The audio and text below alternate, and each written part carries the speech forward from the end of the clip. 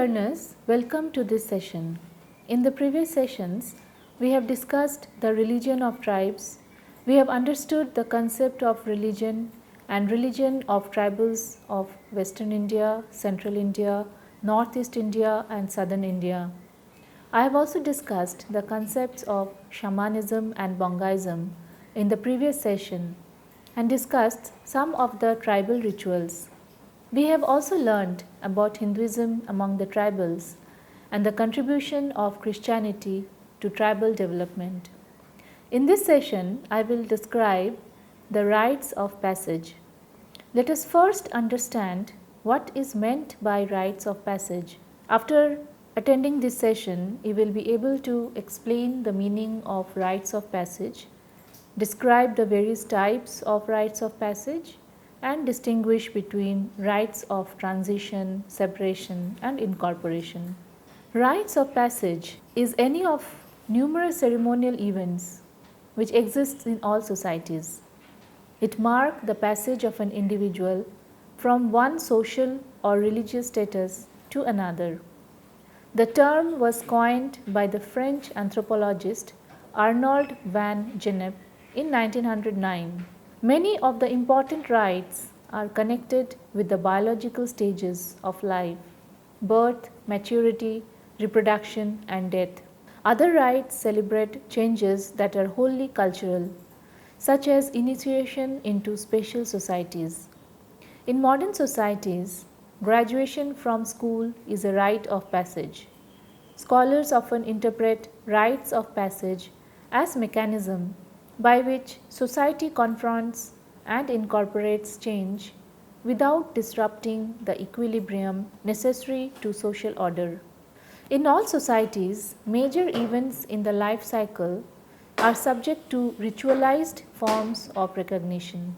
Across the world, such events are celebrated in diverse and sometimes elaborate ways, with different cultures singling out different stages of life for attention.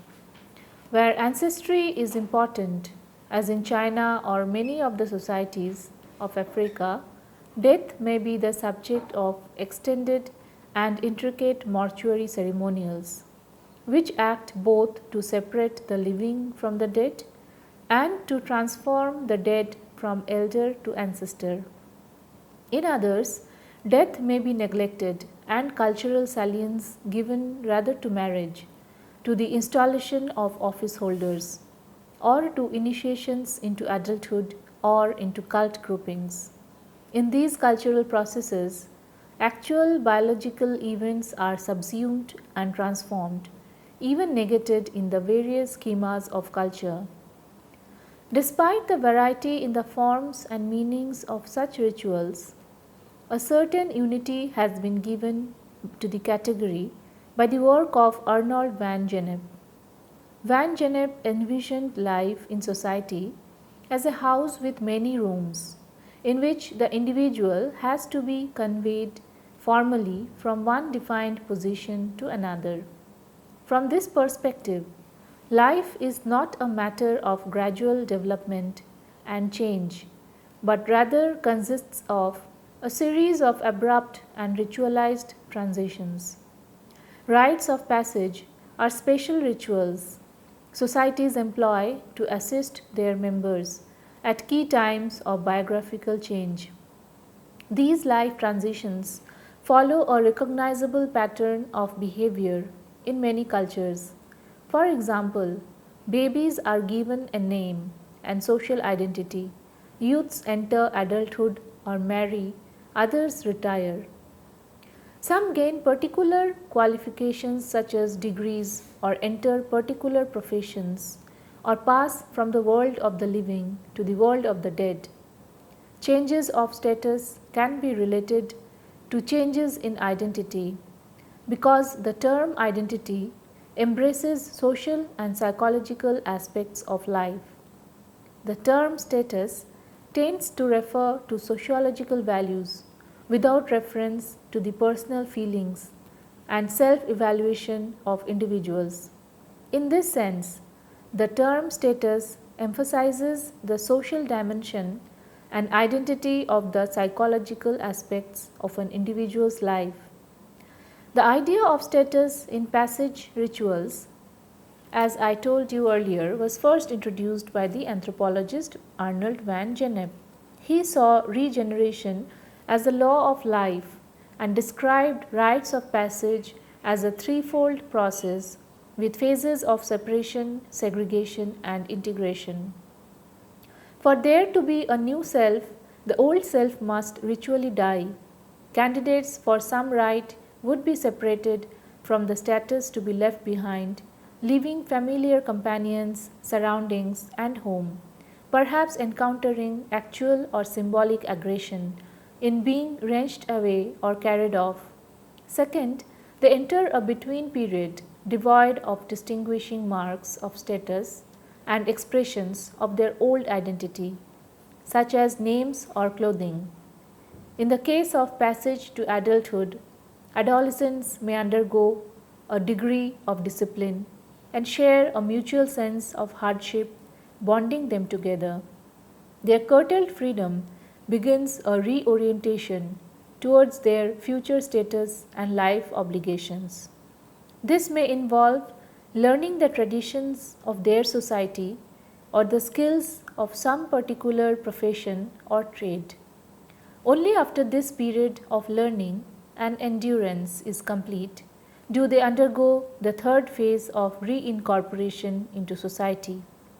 However, they do so with their new status and identity, perhaps involving a new name or title, forms of dress or style of language, and almost certainly a new pattern of behavior with appropriate duties and responsibilities. The process not only prepares the individual for a new role or phase in their life, but also may serve to bind them with others who are going through the same process. Van Gennep likened society to a house with people moving over thresholds from room to room. The Latin word for threshold is limen. Hence, his three phases of rites of passage are preliminal, liminal, and postliminal, that is, separation, transition, and reincorporation.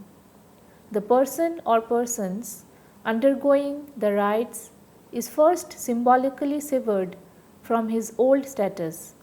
So, in the first phase, people undergoing the rite withdraw from the group and move from one place to another or one status to another.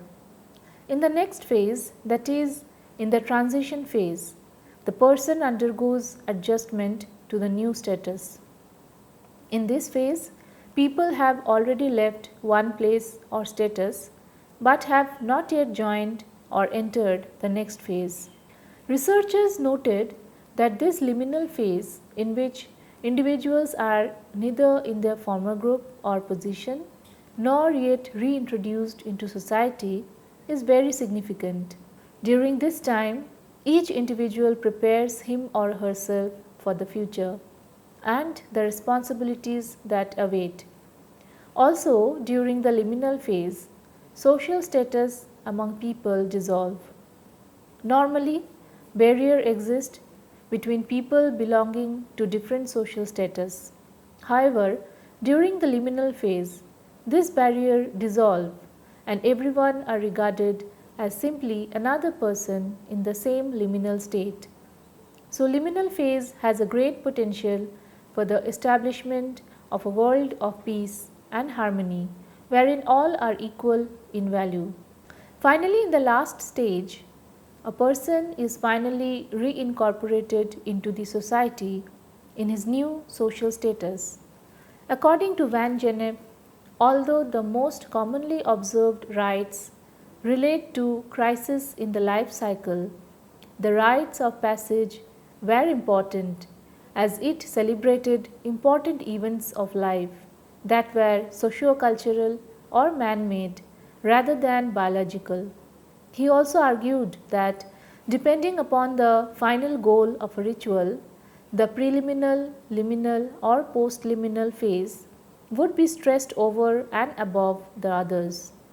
Rites of passage sometimes involve more than one type of status change. In a marriage, for example, it is not only the bride and groom that pass from being single or divorced to being married, but their parents also become parents in law. Parents, siblings, and friends may all enter new relationships. Van Gennep's scheme was constructed to describe patterns of life in those traditional societies, often described as primitive or tribal societies. In such communities of relatively few people and high levels of face to face contact, many would acknowledge the change of status and identity of an individual during rites of initiation into manhood, womanhood, or motherhood. However, caution is required when the idea of rites of passage is applied to events in contemporary and large scale societies where little recognition exists. Such understandings of ritual permit insight into the significance of funerary ritual, a rite of passage observed in a great majority of human societies. Numerous changes of identity are associated with funeral rites, affecting the statuses of the dead, surviving relatives, and members of the broader community. Let us discuss pregnancy and childbirth rites. The ceremonies of pregnancy and childbirth together generally constitute a whole. Often the first rites performed separate the pregnant woman from society, from her family group. They are followed by rites pertaining to pregnancy itself, which is a transitional period. Finally comes the rites of childbirth, intended to reintegrate the woman into the groups to which she previously belonged, or to establish her new position in society as a mother, especially if she has given birth to her first child. At the onset of pregnancy, a woman is placed in a state of isolation, either because she is considered impure and dangerous, or because her very pregnancy places her physiologically and socially in an abnormal condition. Among the Todas of South India, the order of pregnancy and childbirth rites are as follows. When a woman becomes pregnant, she is forbidden to enter the villages or the sacred places. In the 5th month, there is a ceremony called Village We Leave. At this time, the woman must live in a special hut, and she is ritually separated from the dairy, the sacred industry which is the heart of Toda social life. She invokes two deities, Pirn and Pire. She burns each hand in two places. A ceremony marks the leaving of the hut. The woman drinks sacred milk. She goes back to live in her home till the 7th month. During the 7th month, the ceremony of the bow and arrow establishes a social father for the unborn child as the Todas practice polyandry. The woman returns to her home, performing the appropriate rites. The last two ceremonies occur only during the first pregnancy, or if the woman has a new husband, or if she wants her future children to have a different father from the ones she has previously chosen. The woman delivered in her house in someone's presence and without special ceremonies. 2 or 3 days later, mother and child go to live in a special hut. The rites performed for the departure from the house, then the departure from the hut, and the return to the house are the same as those marking the woman's previous trip. While in the hut, the woman, her husband, and the child are tainted with impurity called ichil. Ceremonies are performed to protect them against the evil spirit Kert. They return to ordinary life by drinking sacred milk. Among the Orao tribe, before a child is born as well as after birth, all the precautions are taken to protect the mother and child. As soon as the child is born, the Pahan is asked to make sacrifices to the principal deity. The period of impurity following the childbirth is the most dangerous period, as it is during this period the mother and child are more liable to attacks than any other time. The relatives always keep a watch on the room where they are secluded. Until the purification ceremony is performed, the whole house is considered unclean. Commenting on birthing rites, Van Gennep cites at length W.H.R. River's 1906 ethnography of the Tonga tribe of India. Among these people, a series of pregnancy rites are performed. First, to separate the pregnant woman from her village. After an extended period, a ceremony is held in which the woman drinks sacred milk to purify herself, her husband, and their child. Subsequently, the family is reintegrated into their social group. No longer a polluting woman, she is re-established in her village as a mother. Among the Gonds tribe, many restrictions are placed on pregnant women. A pregnant woman should not go for fishing, and all kinds of arduous tasks are also tabooed. During the first pregnancy, she is sent to her parents' house either in the 7th or the 9th month. A special medicine with boiled and dried ginger, pipali or long pepper, and garlic is prepared and given to the woman after delivery. It is believed that this medicine generates heat and keeps mother and child in good health. The child and mother are given ceremonial bath on 9th or 11th day. After this purificatory bath, it is believed that pollution period is over and she can attend to her routine domestic duties. Gonds protect pregnant women against spells and evil influences and perform several rituals after a baby is born. A mother's brother generally names a baby boy, while the father's sister names a girl. Children grow up as part of a family, clan, a phratry, which is one of the main divisions of Gond society, and gradually learn the ways of their people. Both boys and girls help guard family crops from birds and monkeys. Males undergo a ritual shaving of the beard, moustache, and eyebrows as a sign of adulthood. Girls are considered full grown at their first menstruation. Among the Kolam tribe of Andhra Pradesh, the women generally work and attend to normal domestic duties till delivery time.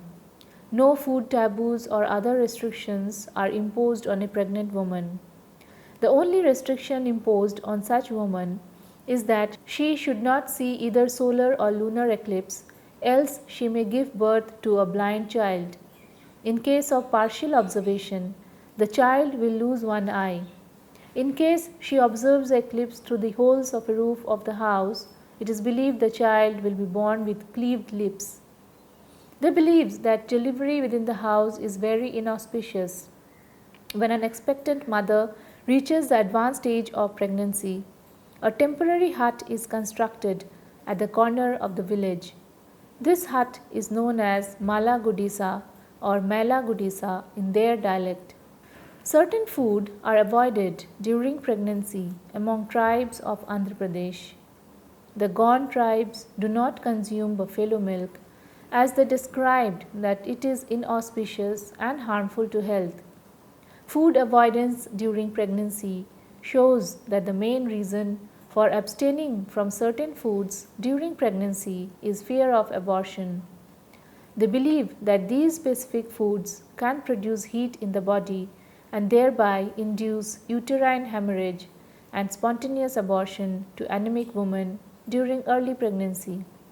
It is also observed that avoiding animal protein during pregnancy is very common among all tribal groups. Similarly, there are strong beliefs on food avoidance during lactation period too.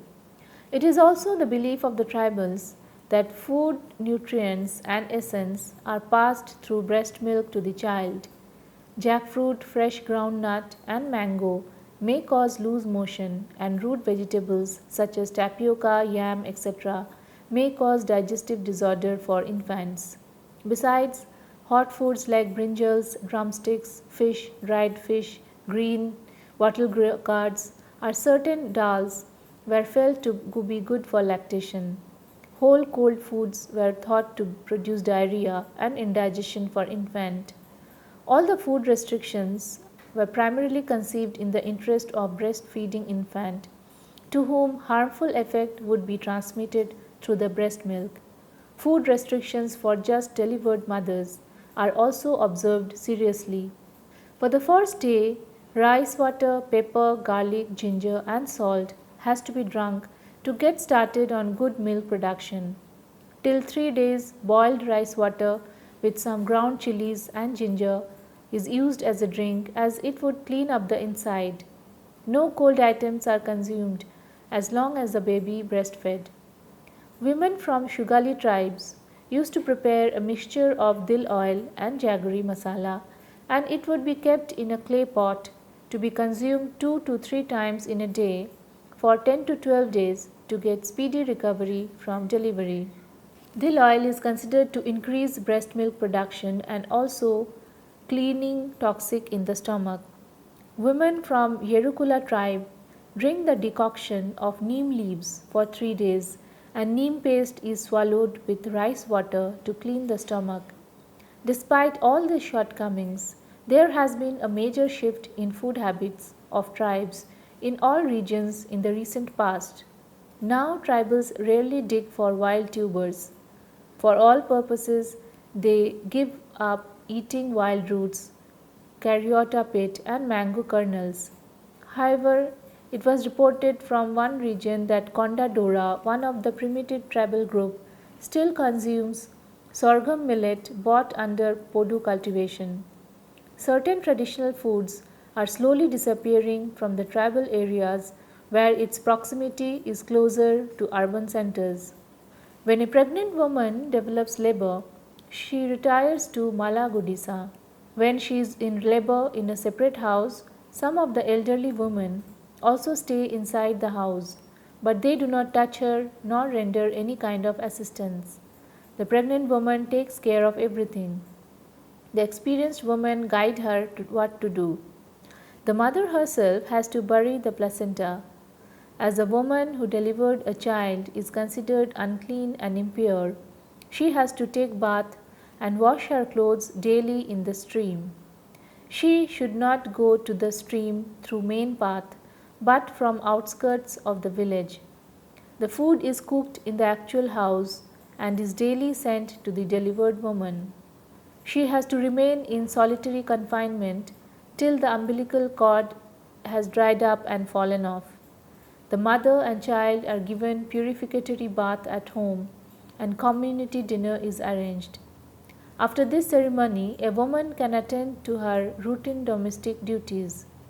During pregnancy, rites of separation is most heightened as the pregnant woman is usually separated from her family, social circle, members of her society by going and living in a separate hut isolated from the rest of the society. From her delivery to till she is purified, the woman is in a transitional state, and when she is purified by taking bath, drinking milk and other rites of incorporation, she is accepted back in the society. In this section, you read about meaning of rites of passage and rites of pregnancy and childbirth. So learner, in this session I have discussed about the meaning of rites of passage. I have also described the pregnancy and childbirth rites among tribals in India. In the next session, I will explain the puberty and initiation rites and marriage and funeral rites among the tribes in India. Thank you.